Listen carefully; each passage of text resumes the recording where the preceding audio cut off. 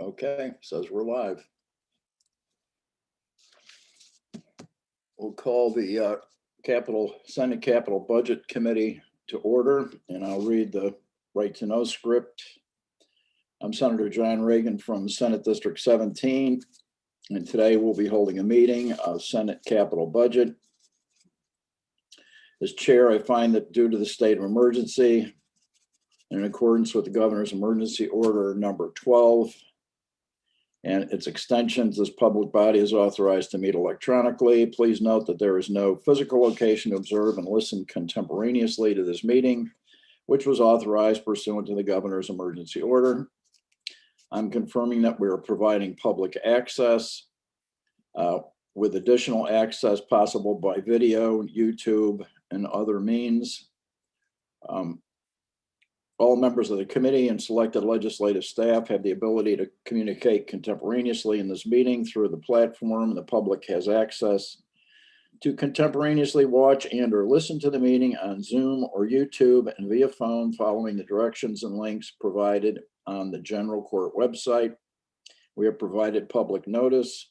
We are providing a mechanism for the public to alert the body at remote senate at ledge.state.nh.us or call 603-271-6931. In the event the public is unable to access the meeting, it will be adjourned. Please note that all votes taken shall be done by roll call. And finally, we'll start with a roll call of attendance. I'm Senator John Reagan. I'm in my home office by myself and Senator Daniels. Senator Gary Daniels, I am in the State House office, and the assistant is in the adjoining room.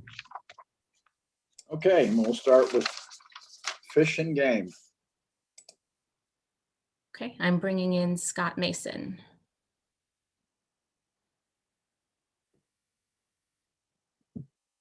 Scott, unmute and go ahead. Hello.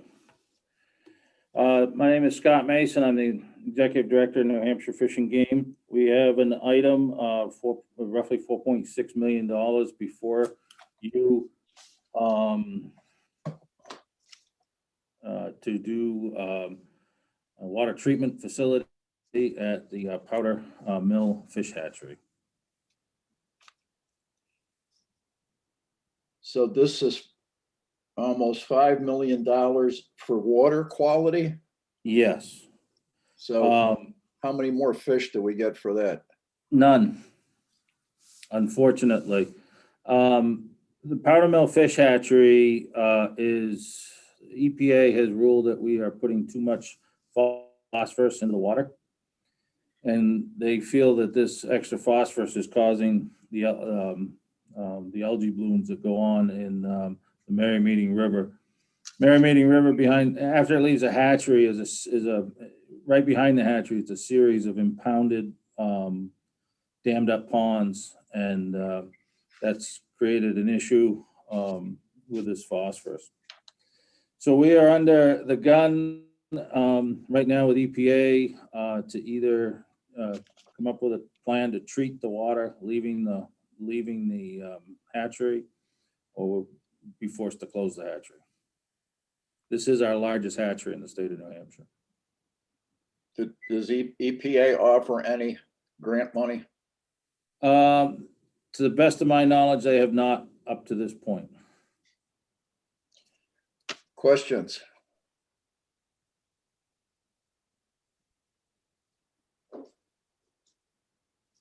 No, seeing none. Okay, Scott, thank you for your testimony. Thank you.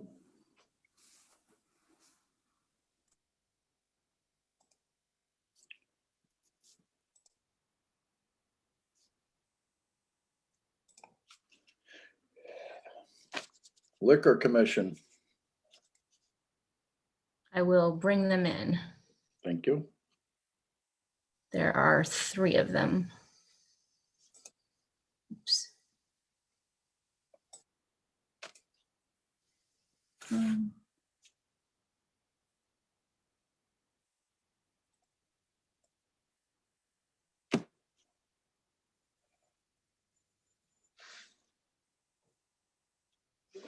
Okay, you can all unmute and proceed with your presentation.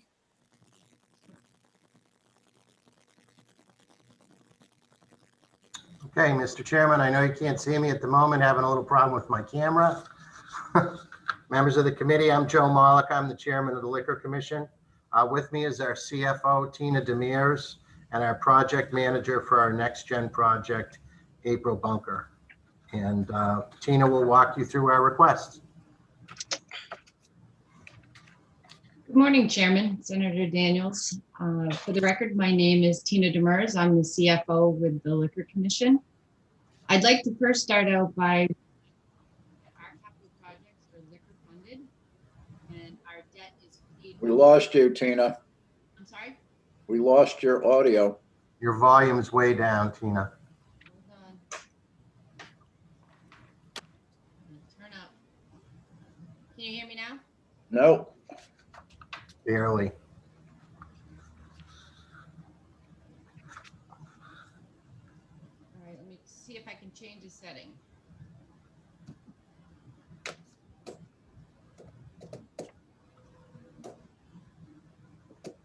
Bring it closer. How about now? no, it's your no volume. Yeah, it's very, very faint. I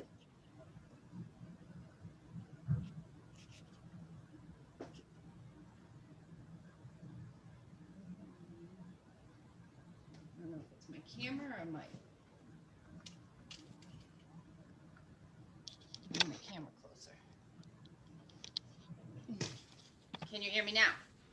It's a little bit better, but not great. Well, then I will speak up as loud as I can. That's How's good. that? Okay, that'll do it. Great. Okay, my camera's gonna be a little shaky. I first wanted to remind you that our capital appropriations are funded out of our liquor fund.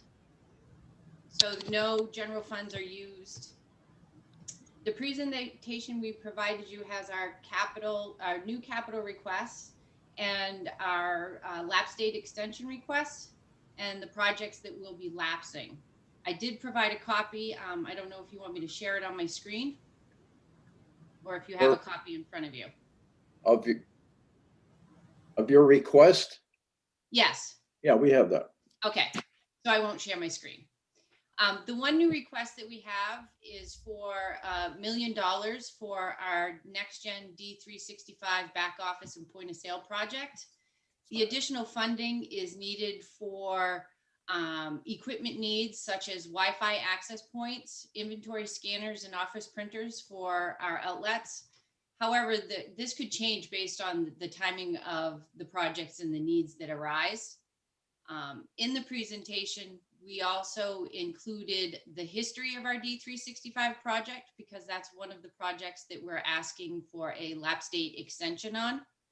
I won't go through, all of the pages on that, but starting on page 6, you can see the current status of the project where we've completed or the development work is almost completed and testing of the solution is in process.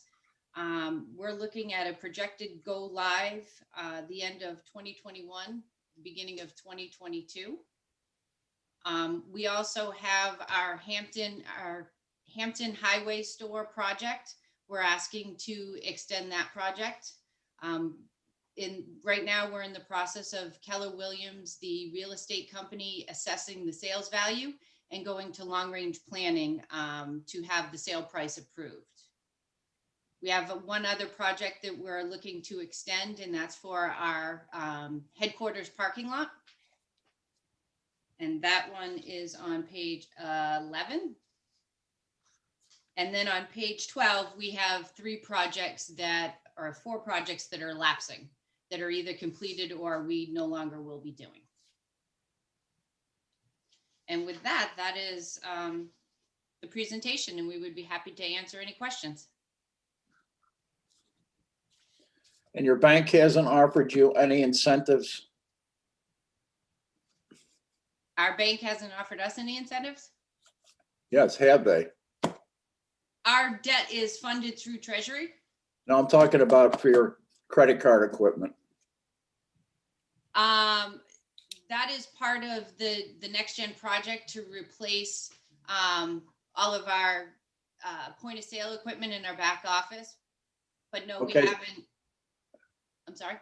So back to my question, your bank hasn't offered to do anything for you? No. That contract is through admin services, Senator. The contract, Okay. You don't control that. that's correct. Okay. Nice job in Epsom. Thank you very much. We appreciate it. We have some great stores, a new one in Littleton coming online, a new one in New London, and a new one in Claremont as well at this point. You seem to have a good plan there. Thank you very much, Senator. Appreciate that. Questions? Gary? Okay, Very good. Thank you, Thank Mr. you. Chairman. Thank you, Senator. okay, thanks, folks. Take care.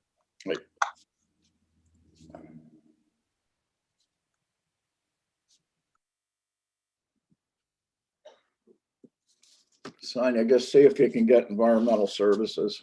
So, I just sent them an email and asked them to join the Zoom. okay.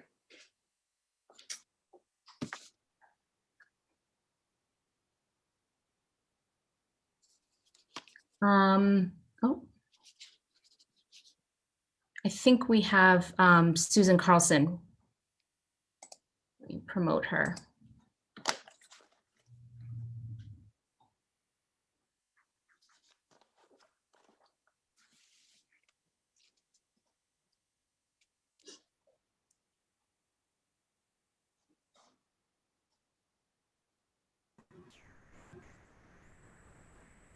Good morning. The commissioner will be on in just a minute.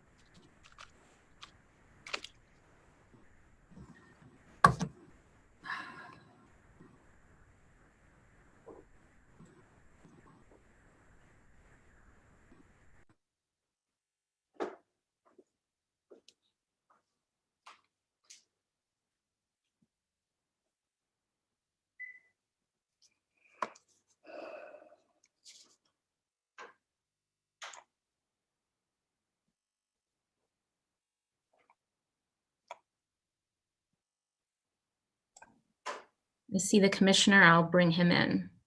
Okay.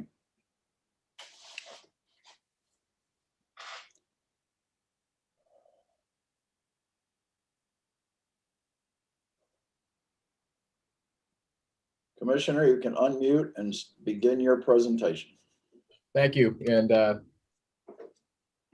glad I just asked Sue Carlson, gee, we ought to be checking in to make sure you're not early. So I'm glad I did that. Hopefully I didn't make you wait too long. So good morning, everybody. Again, my name is Bob Scott. I'm a commissioner with the Department of Environmental Services. And I'm pleased to take the time with you to discuss our capital budget requests.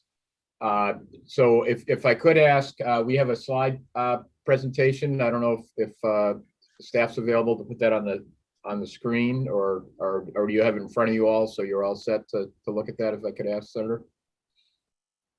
Don't say it yet. Okay.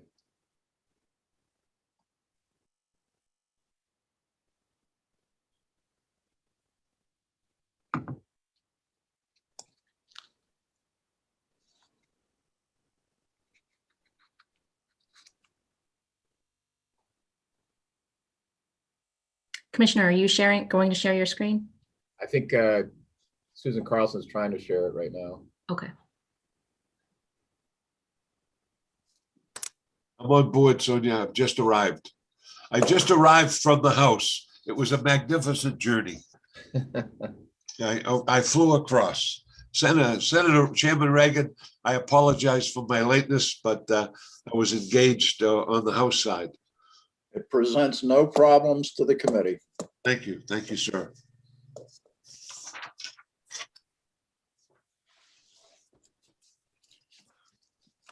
Senator, since we're having troubles getting up, here we go. I spoke too early. There we go. Thank you, Sue. So if you could scroll to the second slide, the summary of our requests. So thank you. So as you see here, and we'll discuss these in turn in the following slides. Here's a summary of our requests for the 22-23 budget, capital budget. As the table shows, we were given a little bit less than we asked for, with small reductions in the state revolving loan funds for matching, funds for both clean water and drinking water, item 1 and 3, and then the removal of a water quality coastal flood modeling item, which is item 6. In the following slides, we'll detail again the 6 items as it came from the House. And again, what you can see here is the difference between the original agency ask. The House version is, and again, and let me talk a little bit about the state revolving loan fund. That's probably our priority if to leap ahead to the end of what we would like to see restored. But I'll talk about that a bit as we get to those slides. Next slide, Sue. So dams, as always, for our capital budget are a large item for us. So we divided into a couple areas. This is for major reconstruction and repair work that needs to be done. As you may imagine, not totally unlike for bridges, we have an ongoing list of work that needs to be done, and we try to prioritize. One thing we do routinely is on our ask for budget. We do always ask for the flexibility to, as things change in the condition of dams, we may need to reprioritize generally within the list. So as you see here, the request is for 8.1 million in work, and it's in several components for work over 8 dams. The first 7 we're proposing to have done by our in-house construction crews, and the Lakeport Dam for Lake Winnipesaukee we anticipate being done by contract. Next slide, Sue. So the other part of our dam work is for design and evaluations of the systems. Typically, first of all, we need to have a good and better understanding of the condition of our fleet, if you will, and beyond that, before we can actually do work, obviously, we have to have design work done and to figure out what does need to be done before we can give an accurate assessment and do construction. So what you see here is the Winnipesaukee River, the Salmon Falls River, and the Suncook River watersheds need evaluations done as part of their emergency action plans. And these dams and the watersheds we're talking about have been reclassified from significant to high. And the cost for these 3 evaluations collectively is $700,000. Mendham's Pond Dam needs design work also, as you see in the middle there, for $300,000. Pawtuckaway Lake dams also, there's 3 of the 4 dams surrounding the lake similarly need engineering and permitting work. The dams have seepage, overtopping, and stability issues. We have 3 fish and game owned dams for the Merrimeeting River Dam surrounding Lake Merrimeeting Lake, and then similarly, they need a feasibility study to determine what's needed to get those into compliance. And then as I mentioned, for all our fleet, which is 274 state-owned dams, we need a comprehensive plan to give us a little bit more detail and more granularity in understanding what our needs are in the future. So that's what that asset management plan, that last item, is referring to. I will warn the committee that every time we look at this, the amount of work does not go down in our fleet. It actually goes up. So we need to have this asset management planning done, but we're anticipating in the next biennium and the following biennium on the order of 20 million at least for the fleet. So just to kind of give you a preview. But again, this type of work will help us refine that further and help us prioritize and help you prioritize. Next slide. So as I mentioned at the beginning, we have the state revolving loan program for both clean water. So you can think of wastewater and stormwater and drinking water. Those are programs with the federal components. We get an appropriation from Congress through EPA that we have to provide 20% match to. So what we're interested here is the budget as it came across from the House called out. We didn't get our full ask for the matching amounts of money here, and we're suggesting that would be a priority if you're in a position where you want to put more money into the capital budget for us. That would allow us to match an additional $2 million in federal funds. We've been typically our match will ebb and flow a little bit depending on the appropriation we get. So we have been playing catch up in past years, but that would be our highest priority for anticipating questions here. But that'd be our highest priority to be restored if you're so inclined. What's the ask? Mr. Chairman, Yeah, what's the ask for the restoration? What's the dollar amount? So Sue, help me with this so I get this right. Sue Carlson. And take herself off of mute. Yeah, so you can see here where Sue's gone back to the first slide. Yeah, sorry, it took me a minute to get back to that. Good morning. The ask would be to go back to the agency numbers for clean water. And so instead of 8 million, it would be 8,489,400. And for drinking water, from 6 million back up to 4,676,000. So you need So it would be about $500,000 for each. Yeah, so you need another. The ask is for another $1 million. Yeah, if possible, yes, please. Right. Okay. Thank you, Sue. So that again, that'd be our priority for ask. Right. Okay. Thank you, Mr. Chairman. You're welcome. So probably a little bit easier since it's not general fund money or state bonding is the Winnipesaukee River Basin. So that's our facility in Franklin and the collection around that for 10 communities that is owned and operated by the state. That's a roughly a little over $10 million upgrade cost. That's to replace a over 40-year, almost 42-year-old solids handling system within the wastewater treatment facility there. That's part of a 20-year capitalization plan for the system. And again, that's funded through the communities, the 10 communities that are involved with that project. And then we'll go to item 7, which is probably our second priority as far as a little bit of money was shaved out of that in the House. The one-stop system is our major IT system for the agency.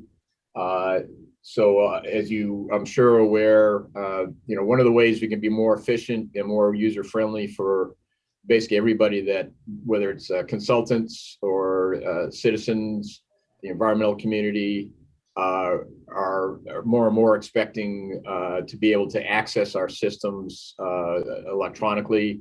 We're very interested in getting more in the lines of electronic permitting.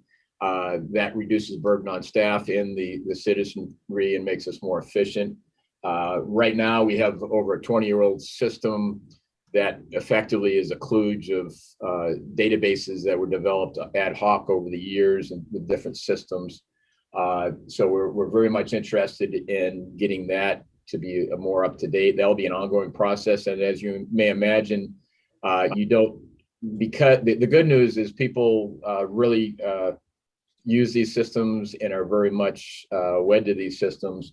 As an example, in December 2019, DOIT had done an evaluation from a third party of our system and found it had significant cybersecurity vulnerabilities in the coding.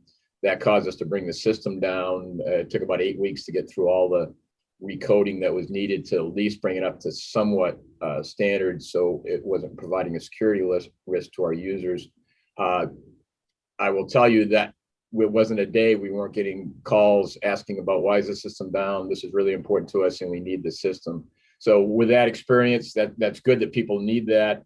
As you may imagine, we can't replace this old system, which will be a multi-year process without keeping the existing system running. So it actually kind of provides a double burden on all the staff that are involved and the information folks as we try to keep the existing systems running and then evolve into a better system. So all that's a lot to say that we are very much interested in getting us a little bit more up to speed in those areas.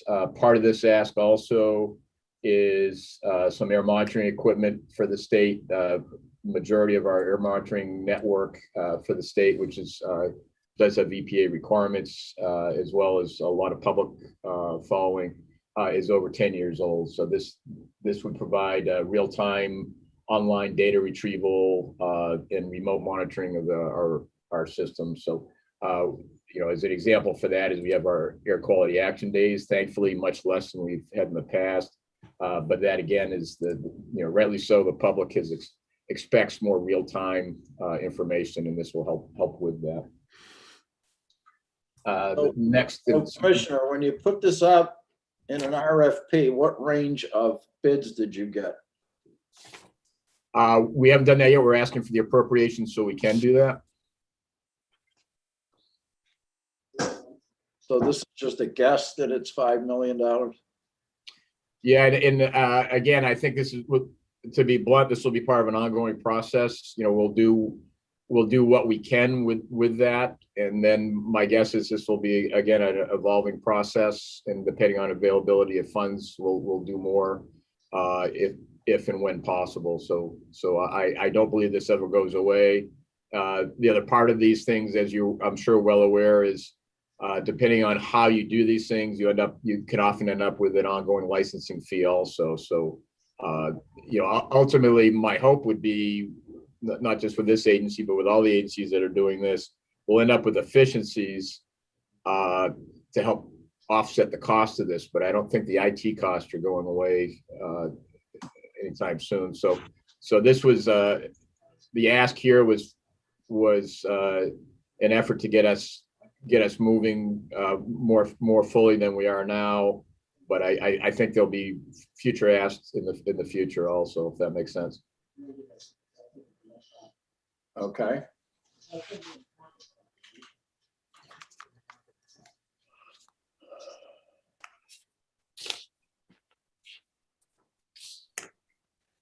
Were there any other questions before I move on? I didn't want to Go ahead. cut anybody off. So the last item is that was asked for. Gary, you had a question? Yeah, thank you. I was just going to ask if this was the first time that you've gone after the one-stop system? No, again, I'm going to rely on my chief operating officer. We've done this in drips and drabs, if you will, as money's available. And to be blunt, the agency, it's so core to our agency mission. We've been doing this continuously. Again, the one-stop system we have is developed over 20 years as individual programs have, usually out of hide, developed programs, I say programs, electronic programs, as the need has arisen. So Sue, can you help us with the last budget request? Yes. This is the first time we have asked for any money to do a complete upgrade of the one-stop system. Okay. We have asked for IT money in the past, but that was more aimed at updating the databases for wetlands and other areas of the department. But this is our first major ask for one stop. Okay, thank you. Okay. There's no other questions. I'll move on to our last item, which again, our original ask was under the title of coastal flooding modeling. So we had, what we have now, what you see before you is $188,000 for, I think it's 188 for basically to help us with development of more accurate data for to predict storm surges, extreme weather events, and sea level rises. And we will use LiDAR elevation images, the latest information for that. So that was our highest priority in that tranche, if you will, of under the original ask for coastal flooding modeling. The original ask was the project is $350 million. The House redirected some lapse money into that. And then back to our one-stop discussion, they pulled roughly $188,000 out of the one-stop request towards this project. So that's why the project for that modeling component of that original ask is only $188,000. Questions? Gary? So in moving the 188 away from one stop, what does it do to that project? Again, we'll scale that as I was alluding to for one stop. There's quite a lot of work and again, I'm not sure, and I think rightly so, I'm not sure we'll ever be done with our electronic side of things. I think that'll be an evolving process and should be as technology changes and the needs of the public change. So we will do, obviously, we would do $188,000 less.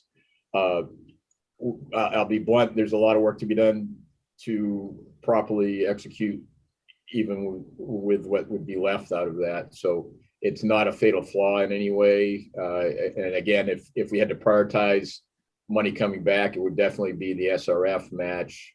The one-stop monies would be our second ask if you're so inclined with funds. Follow up. So if you had the money as it's proposed now, and I was a consumer and I came to you and asked when one stop would be completed, what would you tell me? I think it would be it would depend, which is not a satisfying answer. So again, we need to maintain all our databases that we currently have for the public, and then we would be taking different program elements and moving those forward. So when I say it would depend on which program element it was. What we don't, one stop right now is a conglomeration of 20 different elements. And I don't envision we would have all those rolled out all at once, if you will. So it would be a phased in approach, which is why it's kind of hard to answer. Do you have some sort of a business plan that shows this? I mean, from our point of view, you've got a project out here that seems to have no end. And a little bit hesitant to continually throw money at a project that supposedly has no completion date. Right. So we do have a planning unit here, and we have a plan depending on how much money we get. We do have that type of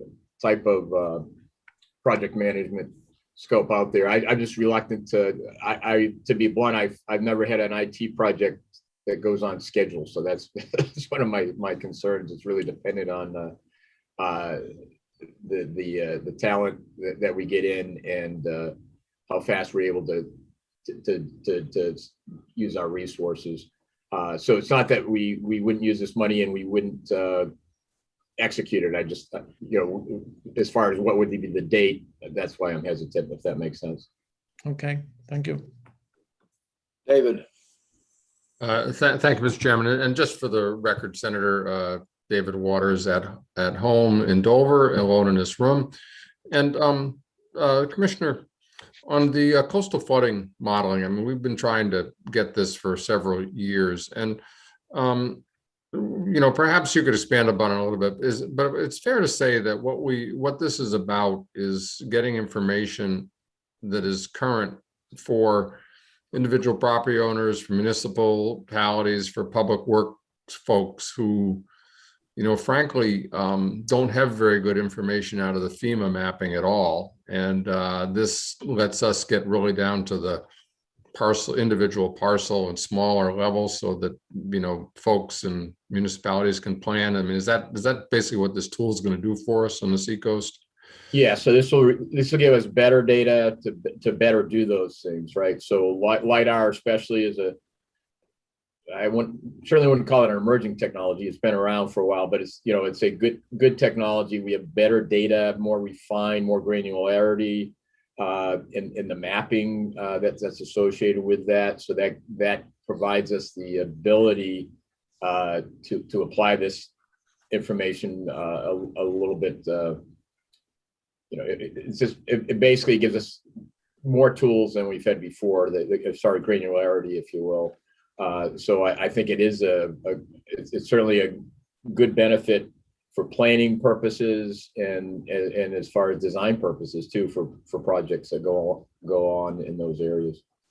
And if I just may add, doesn't this allow the municipalities and the planning boards and zoning and all that to be able to kind of project forward, into lifetime of the project, basically to see what kind of culvert they ought to have, or what they're going to see of groundwater intrusion for roadways, and I mean all the things that the FEMA mapping just doesn't do for us. That this will let folks in Hampton, Seabrook, in particular, do the kind of planning they need to do. Yeah, I think, and again, I don't want to minimize the cost impact, but to me, this is short money. So this allows planners and designers to better ensure themselves as they're doing those type of activities, that they're not going to have to redo them, in the foreseeable future because of a storm surge or that type of thing, which ultimately costs a lot more. So, really, to me, this is a cost savings over the long term, and that's really the benefit of this type of activity. Thank you. And if I may add, the 2016 New Hampshire Coastal Risk and Hazard Commission, coastal flood modeling was one of their primary recommendations. So we are attempting to institute one of those recommendations as well. Thank you. Any other questions from the committee? If not, thank you all for your time. Thank you.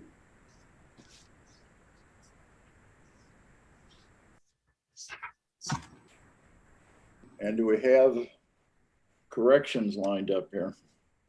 We do. I will bring in Commissioner Helen Hanks.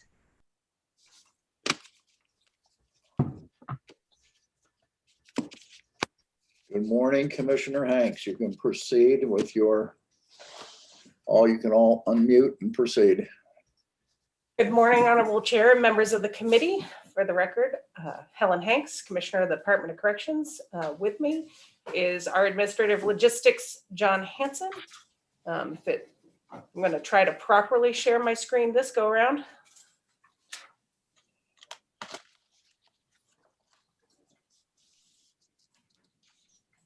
How'd I do?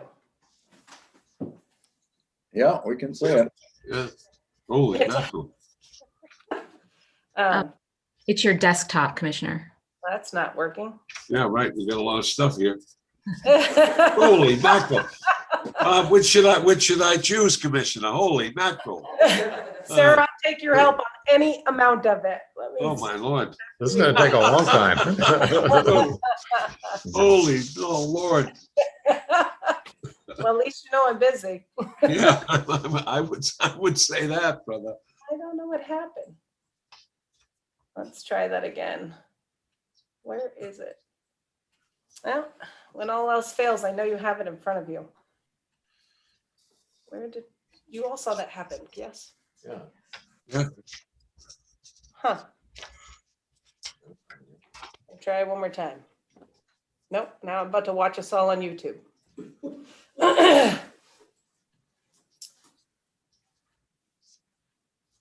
Okay, and, oh, I see what happened. Hold on, how's that? Yay. Oh, perfect. We've done it. Hey. You've done it. Oh, Oh, you know what happened? I moved it to a different monitor. All right, we're staying on this monitor. Woo. All right. Moving to the first page number 1. What we tried to do here is show the Senate capital budget, what we requested, the estimations from Public Works, what the governor recommended, what the House has approved. The projects in the middle, roof replacements and the construction of a training center for building trades for women were referenced in HB 25A as an opportunity if the American Rescue Plan Act funds were available. And at the bottom of the page were the other projects that were not funded and the governor's recommended or the House approved, just to see where the agency's been forecasting. As we move to the following page, I'm going to turn it over to John Hanson to describe each area of the facility infrastructure we're trying to advance through this request. Good morning, Mr. Chairman. Some of this may be a repeat of what some of you heard in the past because we obviously have a plan moving forward with these projects from biennium to biennium. Number one, this project will replace and remove the existing air handlers and ductwork installed in medium custody north-south at the Concord Prison. They were installed in 1983. These units provide heat and fresh air for the 2 medium custody units. Each unit houses approximately 285 residents, approximately 570 in total. The ductwork is corroded, rusted, and beyond repair. And much of this ductwork has actually fallen into the chaseway itself in the bottom. And I know some of you have gone out and seen this actually in place. So that is the first request for 1.95 million. Number 2, this project is to replace the 3 Cleaver Brooks boilers, the 350 horsepower boilers at the Concord Prison in Concord at the top of the hill. They were installed in 1983. These are large boilers that typically have a life expectancy of approximately 30 years. Due to constant maintenance and repairs, we've been able to get 40 years out of them. The boilers operate 24 hours a day, 7 days a week, and supply steam for the laundry, food services, and then go into high fire in the winter months to supply heat and hot water to the entire facility. This project will decrease the state's utility consumption. And next, this is at the Berlin facility. The existing door control systems and programmable logic controllers at the Northern Correctional Facility, they've reached their life expectancy by 2022 and will need to be replaced. The electronic components that run these systems will be obsolete and we will not be able to purchase any new parts very soon. This project will decrease the state's utility consumption. Next, this is a smaller project for only $125,000, very difficult to reach up in the attic spaces over the old prison. This project is needed to replace old copper heating coils, which are beyond repair and now leak into the north and south wings of the Concord Prison.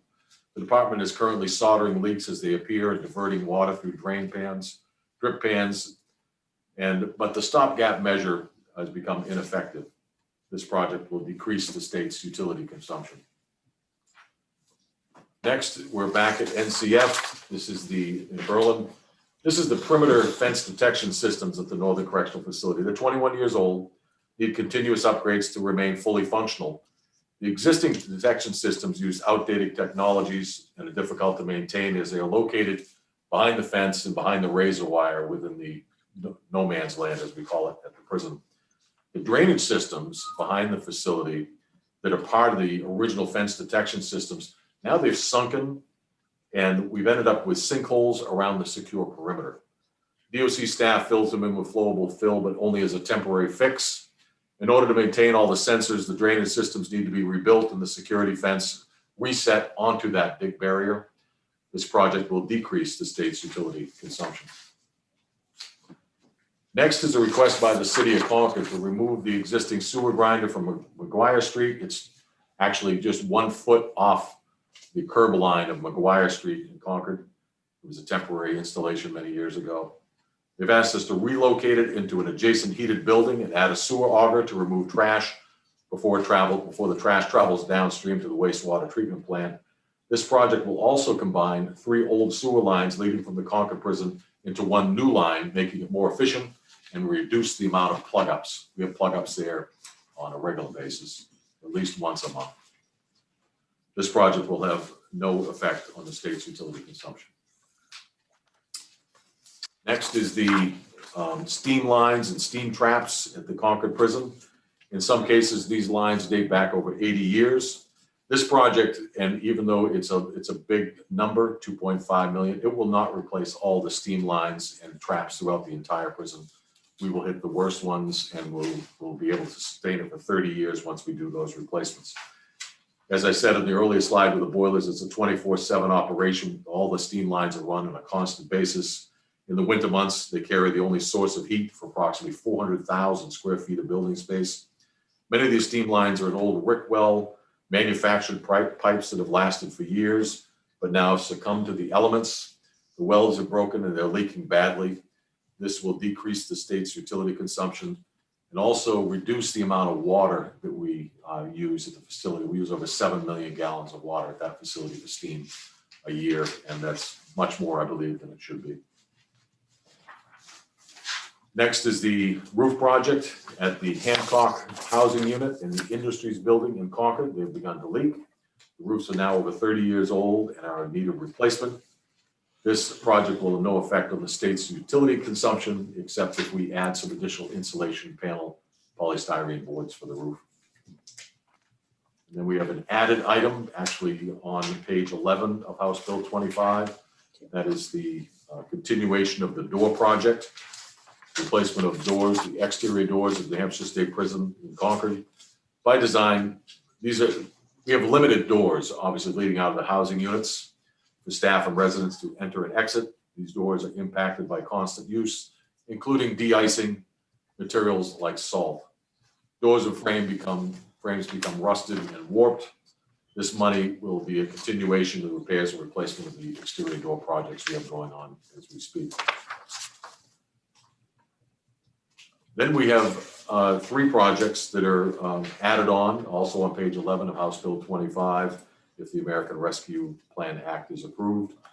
The first one are the roofs in the main building at NCF. They're 21 years old. They're EPDM type rubber roofs, which is ethylene type roof. Depending on the thickness, those roofs generally last 15 to 30 years. I'm sure you've heard this from other agencies. Berlin was built in 2000, and it was the contractor left $10 million on the table on that project. So there were possibly some shortcuts taken. That's an 030, very thin rubber membrane roof. It is now stretched, bubbled, and torn. We patched it in many places, but it's at the end of its useful life. These are more of the roof. And we have 2 more roof replacements at the Concord prison. This is a broad item. This is to replace a number of different roofs that we have at that facility. Concord prison, as you guys know, it's a mix of slightly pitched roofs, flat roofs, odd shaped roofs, trapezoids. There's some strange drainage sometimes where we have one roof that drops onto another, and then we have ice back up in the winter, creating leaks that travel through various parts of the building. Tremendous amount of heat loss as well from those old uninsulated roofs and the underlayment that's been compromised. This money will be used to replace the oldest roofs throughout the facility and possibly reduce the impact of heat loss. And the last request under the Trades Act would be to build the building trades building within the correctional facility for women in Concord. During the initial design, an area was designated for vocations, but it was changed to locate all the canteen operations within the department. The intent is to create an area that will be used for woodworking along with training for construction trades, non-traditional trades for women like electricians, plumbers, HVAC technicians, and the like.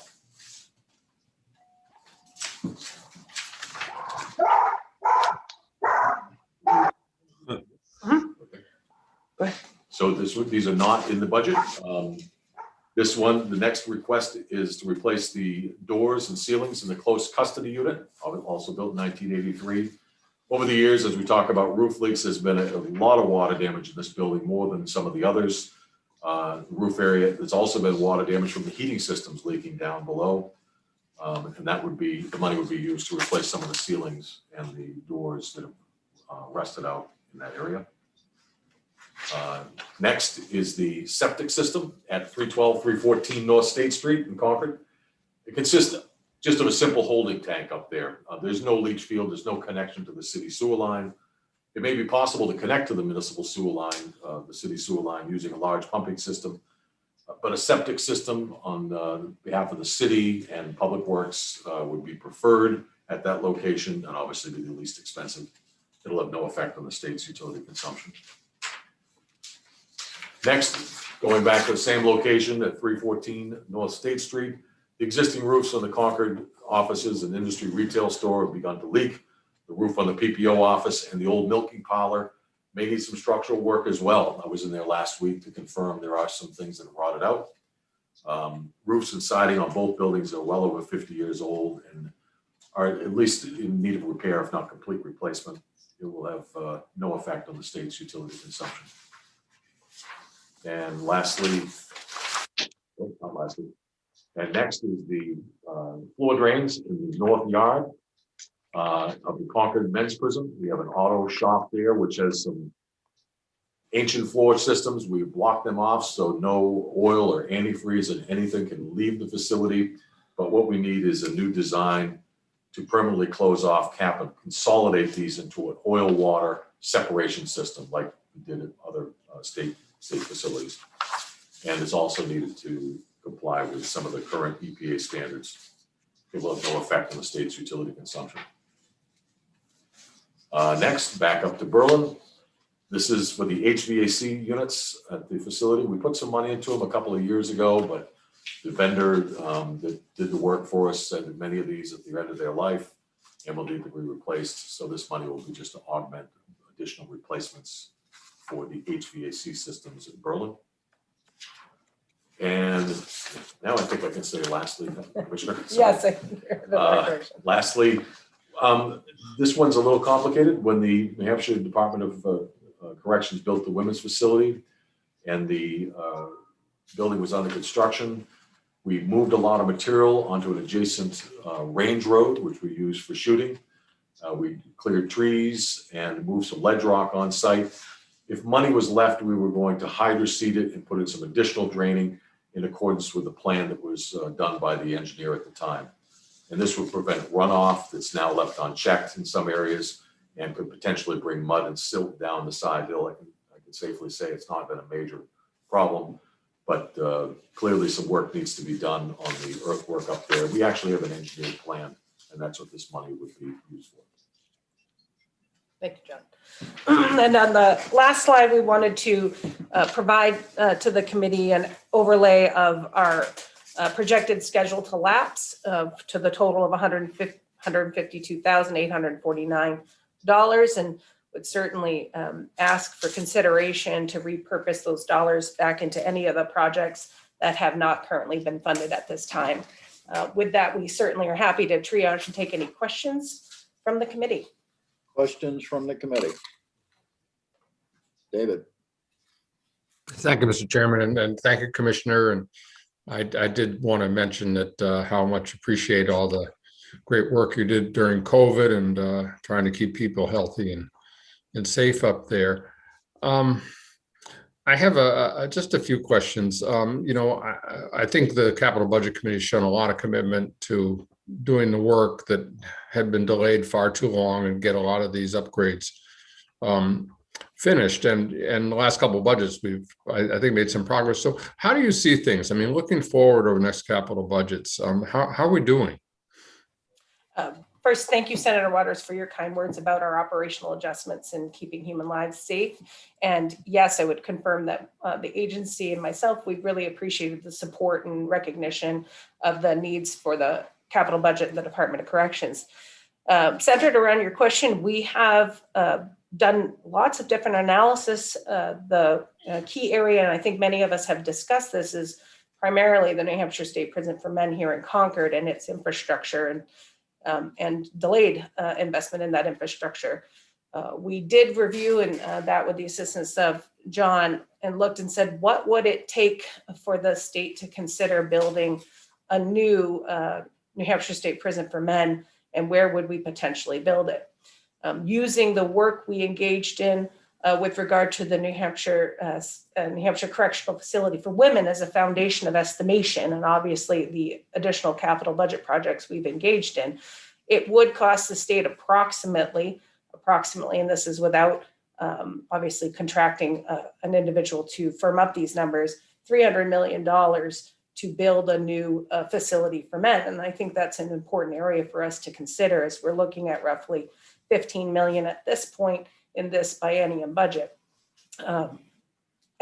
We understand and would defer obviously to the legislature and others to examine the state financing, but it is important to be aware we're going to continue to need to invest in the infrastructure primarily at the New Hampshire State Prison for Men, and now turning our attention to the New Hampshire Correctional Facility in Berlin, because that is now 20 plus years old. And if we don't invest in the New Hampshire Correctional Facility in Berlin, we'll be in the same conundrum with that facility as the years move on and move forward. Thank you. Let me follow up, Mr. Chairman.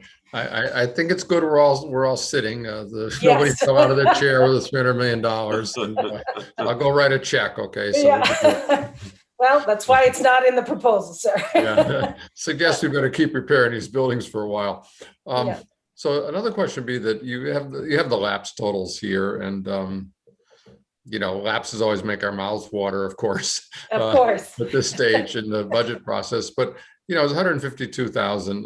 You have the list on the wish list in HB 25, and you ran through the ones that didn't make the list. And so if you had that, it's not a lot of money, but where would you put it if you could? I appreciate that question. Yeah, Senator Waters, and really understanding it's 152,000, I would actually look toward the DOC initial priority 11. It's a $125,000 project. It will fulfill that project based on the estimations and start working toward that infrastructure that has really not been examined for quite some time. Thank you. And then lastly, let me just note, as you might imagine, we've all been hearing a lot about the woodworking shop. And I've always been concerned about an equity issue here. I mean, that's what got us into the lawsuits. We built the women's prison, and I do hope that there will be support from the federal funding to make that happen, because I know the furniture masters are willing to, to put a lot of money into providing the equipment and the tools and other things as well. So fingers crossed on that, and let's hope that we are able to fund that list that the House sent over to us. So thank you. Thank you, sir. Questions? Mr. Chairman? Go ahead, Jim. Yeah, thank you very much, and sorry for being late. So as you were going through the priorities that were not funded, I think it came to a total of 4.3 million. Is that correct, first of all? Yeah, yes, Senator Bradley, just 4.275, so 4.3 is close enough. Close enough. Well, we'll round it down then. And I'm assuming that when you have listed these, that the highest priority is the highest number. Is that correct? Like number 10 would be your top priority if there was more money, number 11, et cetera. Yes, Senator Bradley, using our DOC initial priority numbers. Okay, very good. Thank you. Appreciate that. If I might, Mr. Chairman. Go right ahead. Commissioner, obviously, I've been around that prison for a long, long time. But the question of deterioration of the Hancock, has that been dealt with? The Hancock building? The Hancock building, again, that's why we included the additional roof replacements and the Okay. steam lines, and they all are part of the overall infrastructure that would advance all buildings. And really at this time with the current approved capital budget project, our lens has been focused on our medium custody south and medium custody north units. Right. And then this currently funded HVAC project for those buildings. But yes, you are right on the spot. Hancock building would be the next. We would be assuring that that would not degrade any further, and hence the request for the roof replacement, because as water seeps in the roof, I'll be asking for other things if we Right. defer that roof replacement much longer. Exactly. Okay, thank you, Mr. Chairman. Thank you, sir. Senator Daniels. Just want to go back to the question that Senator Bradley just asked, because I'm not sure that I understood the answer. So when I say DOC priority number 1, that is your top priority, or it is not? Senator Daniels, when we put our request, it was our number 1 priority, and the governor's office proposed our air handlers, which was our number 2, as their number 1 priority. I'm certainly satisfied that my top priorities made it in the top of the list. But if there was additional funding relating to Senator Bradley's question, you'll see the additional priorities in the bluish gray boxes that show how we prioritize them at the beginning. I would take an opportunity as a footnote to the previous question and say, we do take our infrastructure day by day and moment by moment, and I certainly reserve the right, depending on what happens next, to move a priority. That is how we function here in some days. Yeah. Thank you. Understood.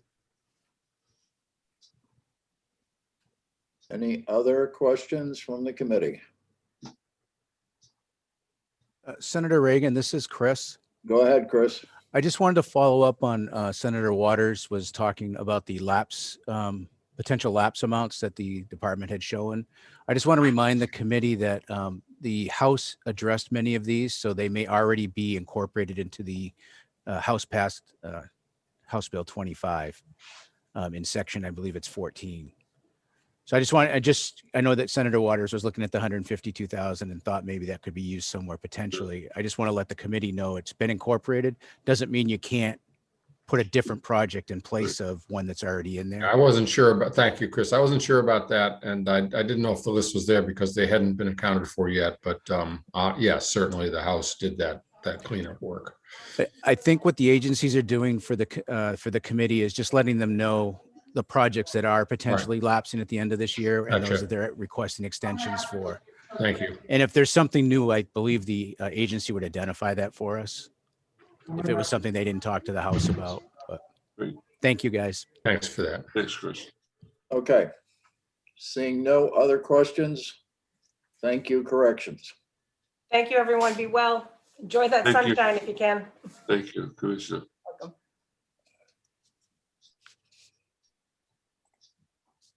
And we're going to wrap it up with natural and cultural affairs.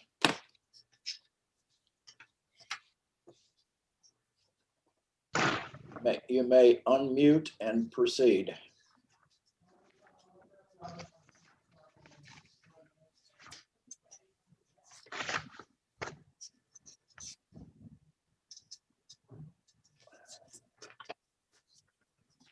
There we go. Can you hear us? Very loud. Good morning. Go ahead. Good morning, Mr. Chairman and fellow senators. We're thrilled to be here this morning early, which is wonderful.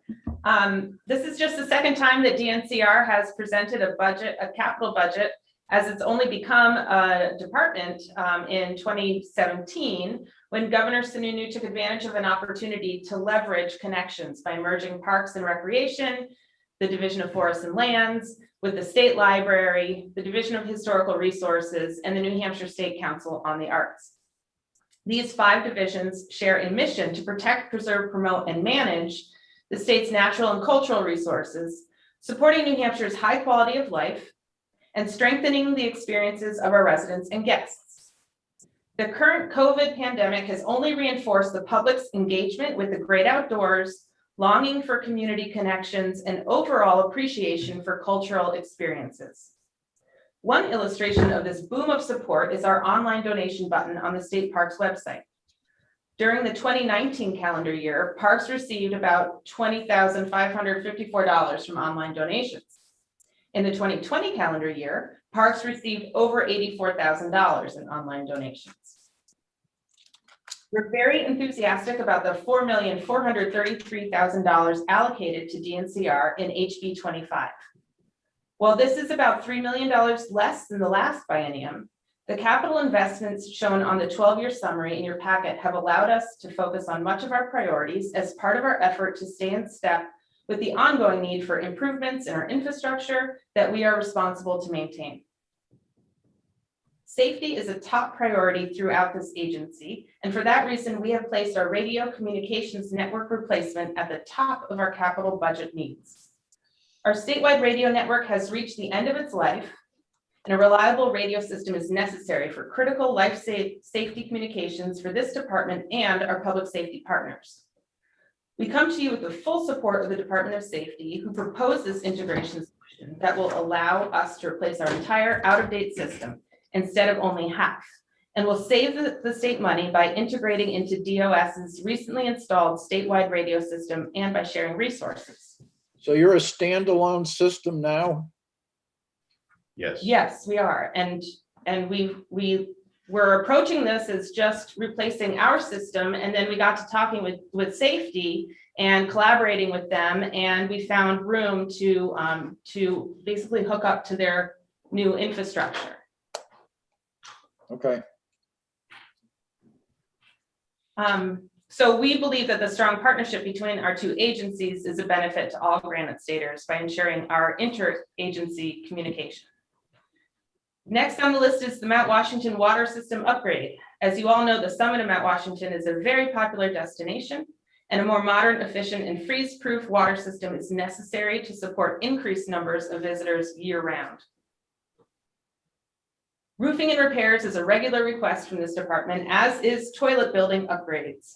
Our state park system is operationally self-funded, which means we need to attract visitors and repeat visitors in order to sustain operations. The capital investments that help us tackle deferred maintenance projects, respond to emergency situations as they arise, and provide clean and safe bathroom facilities enhances the visitor experience and supports our overall success.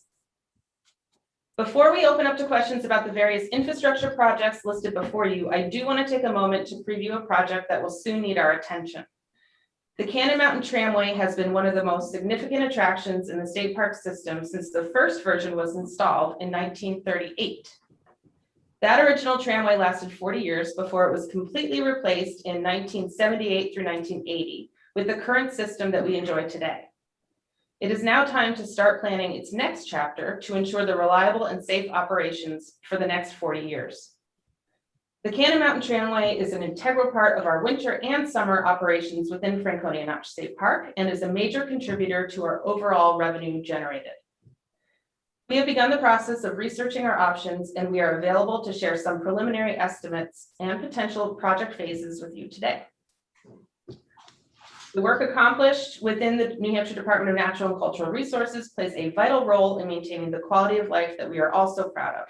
It is with the support of our citizen legislature that we can continue to ensure our public places are safe, accessible, and positioned to bolster our economic future through a robust and responsible outdoor recreation economy and a creative economy that is being recognized as a priority in communities large and small.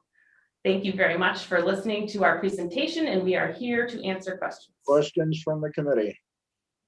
Senator Waters. Thank you, Mr. Chairman, and thanks for the presentation. And good news about parks all around. They really help people get through COVID, that's for sure. And I certainly took a lot of advantage of that myself. I had a question about the tramway because it is on the the projects priority projects list for 6.5 million.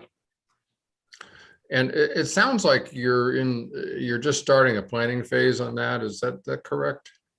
Yeah, the tramway right now is operational, and we obviously check it regularly to make sure that it is safe. But we do know that that won't be the case for many, several years to come. Yeah. And we want to be ahead of it. Yeah, thank you. And to follow up on that, if it were possible to break that apart in a way that, maybe there'd be some funding now that could get you through design and engineering, and then more later, that wouldn't be a problem, would it? I'm going to ask Tom Mansfield, who's our in-house architect and has been researching the tram and knows the history of the tram better than I do. Tom, do you have an opinion on that? I do. Great. Thank you for the introduction. And the tram is an unusual project, of course, because it's manufactured by Doppelmayr Garaventa, and it's a custom sort of build thing. So it doesn't have the same engineering problem as other things. We would be going back to Doppelmayr Garaventa because that's who's available. And they would have a 3-year process from our placing an order to when they could get us operational for the tramway. But I want you to understand that the $6.5 million that we're talking about is just for the actual tramway components of the tram. That is to say, the cars, the motors, the drives, the brakes, the carriages, the hangars, and the electronic controls. And as they explained it to us, we can't piecemeal that because the new technology all works together as a package. So if we're going to upgrade the tram, we need to bite the bullet and take that whole package. But looking at this project, we're aware that it's not just the actual components of the tram cars itself that we need to work on. We have a whole recreational facility that needs to be upgraded. And other components of that would include things like dealing with the steel work and the existing tram slips, which are made out of exposed steel and rusted badly and need to be painted.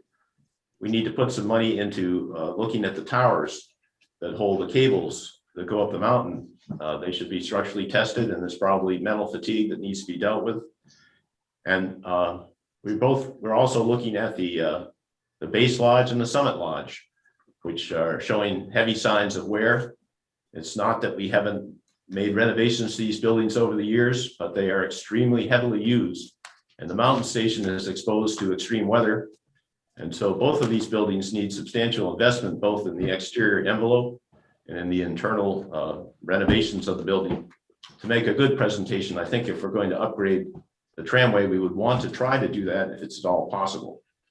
So adding up all those components, we came to an estimate of $12,225,000, and that was before the recent spike in prices. But those are ballpark estimates based on concepts without engineering and architectural design going into it, but it puts us in the framework of the kind of price range we're in. So that's 12 million to rebuild the tramway. Soup to nuts. That's 12 correct. million. Okay. Ouch. Gary, go ahead. Yeah, thank you. Any kind of an estimate on how long the park would be closed? Well, we are hoping that we could do this through one summer season to get the tramway portion. It's very difficult to do the work in the winter, of course. Yeah. So we would start as soon as we could, which is probably April, and hope to have it up and running in time for ski season. And a lot of the work, of course, is fabrication, which would be done in Europe, and transportation of the components to the site. So we think that we can do that installation in a single season. Thank you. Mr. Chairman, and what about the current situation? What's your prediction as to the lifespan of the current entity that's in place? When is it so tired that it can't function again? I mean, this is the deal, isn't it? In Yes. terms of planning. As the commissioner said, the tramway gets inspected on a regular basis every year, plus more thorough inspections initially at a 10-year interval and then down to 5 years and shorter. We just had a major tear down inspection done last fall. And when that was done, they discovered at least one component that had to be remanufactured to be replaced. And they looked at the other components and said, now is the time when you need to start planning for this. And that's when they told us about the 3-year lead time. So I think that we're looking at sort of a 5-year window here to be able to get this thing replaced and operational, unless we run into major other problems. Right. Thank you. Gary? Yes, what's the estimated revenue that you bring in at Cannon per year? So the tramway generates just under $1 million, 980,000, something like that in the summer season. In the winter, it brings in about another 150,000. Okay, thank you.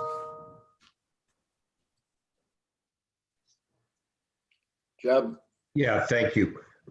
To follow up on Senator Daniels' question, that revenue is just for round trip tickets to the top of the mountain. It has no revenue add from the ski lift. Is that correct? That's correct. That's just for the tramway ticket itself. Okay. So And Cannon, the ski mountain can operate as we did this winter exactly. without the tram. Yeah, exactly.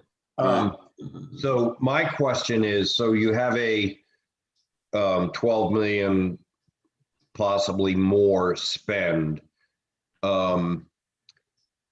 You've got the tramway system replacement at 6 million, and then towers, base station, summit station, et cetera. When you do this, can it be staggered over several years and a couple of capital budgets, or is it bite the bullet, do it once, and do it all at the same time?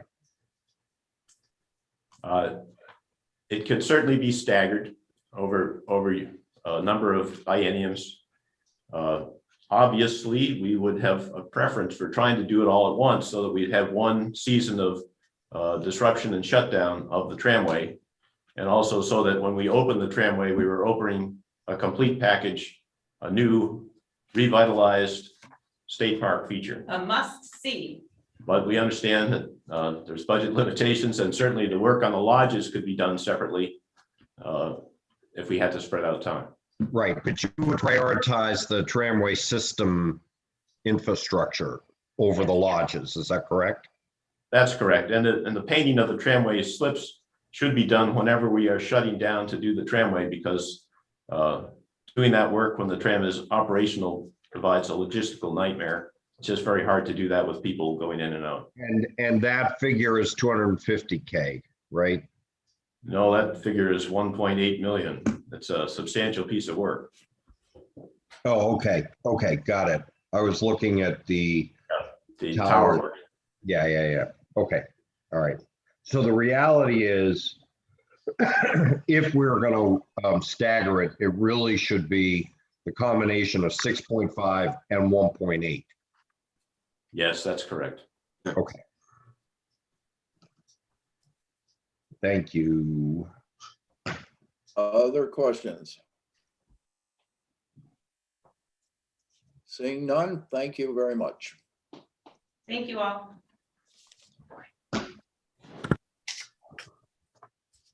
Does anybody have any wish to discuss anything we have so far? Seeing none, this meeting is adjourned, and we'll see you Friday. Jeb, can I call you now? Jeb, you're gonna